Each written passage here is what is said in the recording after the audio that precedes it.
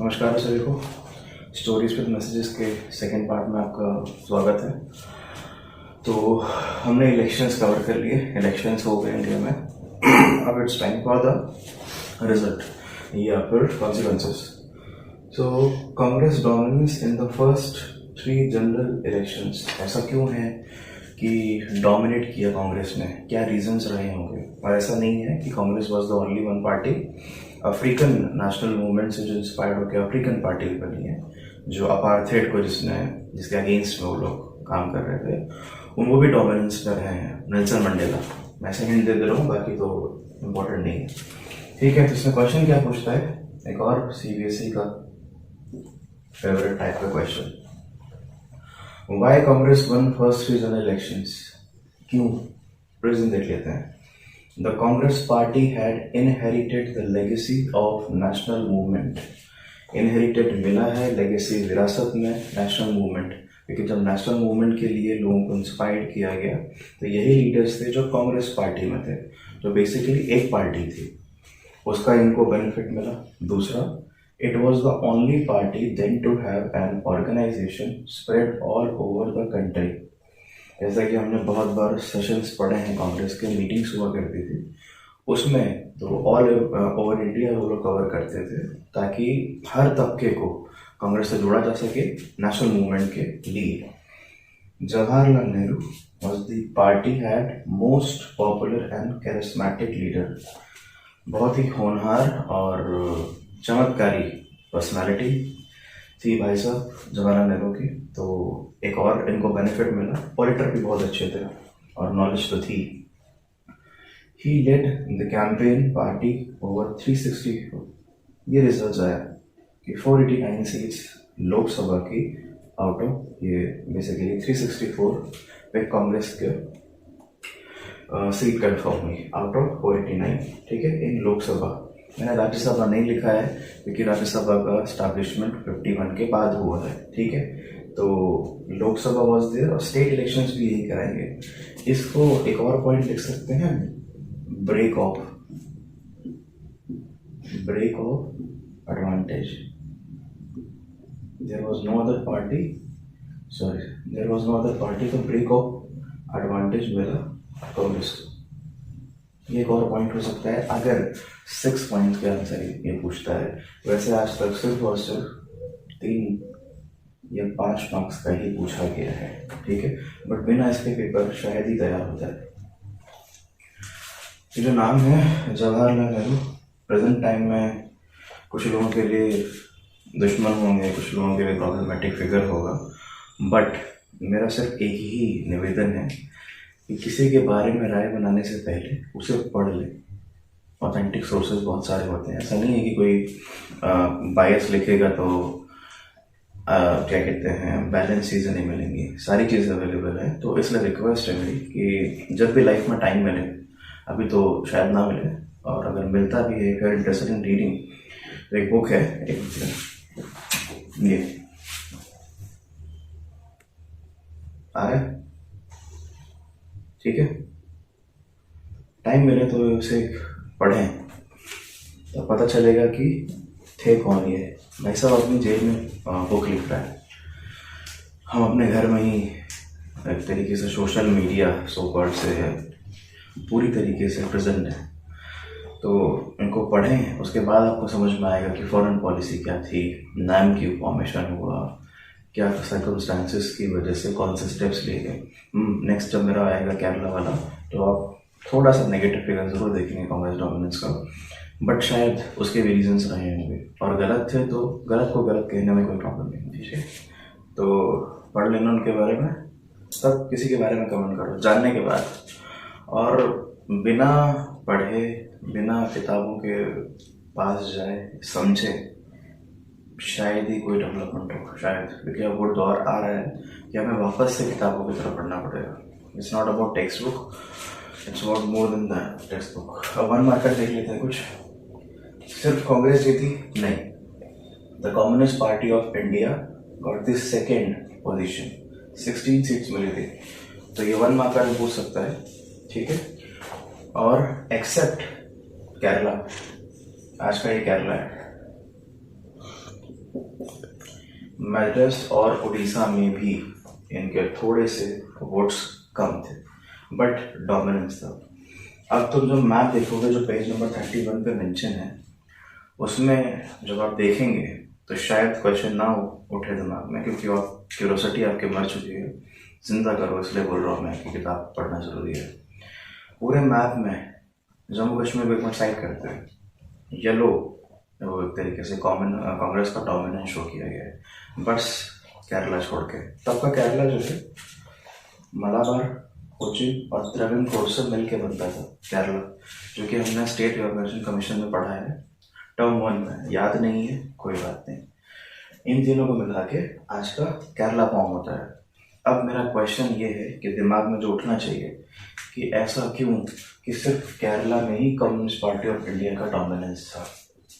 ठीक है, इसका एग्जाम से कोई लेना देना नहीं है, जिंदगी से है, क्योंकि तुमको क्वेश्चन पूछना आना चाहिए। सोसाइटी की वजह से या फिर किसी चीज़ की वजह से शायद तुम क्यूरियस नहीं रहे, बट होना शुरू कर दो, बिकॉज नेवर टू लेट। ठीक है, तो तुम सर्च करोगे ना तो 1920s और 30s में इंडिया में मोपिला मूवमेंट हुआ है। एक्स्ट्रा है बट पता होना चाहिए। केरला में, आज के केरला में क्यों?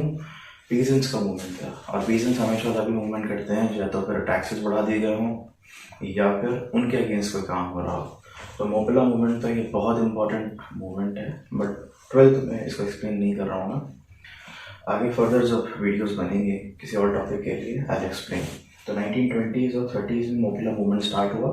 10th में भी हमने पढ़ा था, जो आंध्र प्रदेश में सीताराम राजू वाला, उसमें भी देखा था हमने, और इधर भी कांग्रेस ने सपोर्ट नहीं किया। तो जब आप हमारे दुख में खड़े नहीं होंगे तो हम आपके सुख में भी खड़े नहीं होंगे। कांग्रेस से अलग कोई कम्युनिस्ट पार्टी ऑफ इंडिया का फॉर्मेशन हुआ और इन्होंने इलेक्शंस जीते।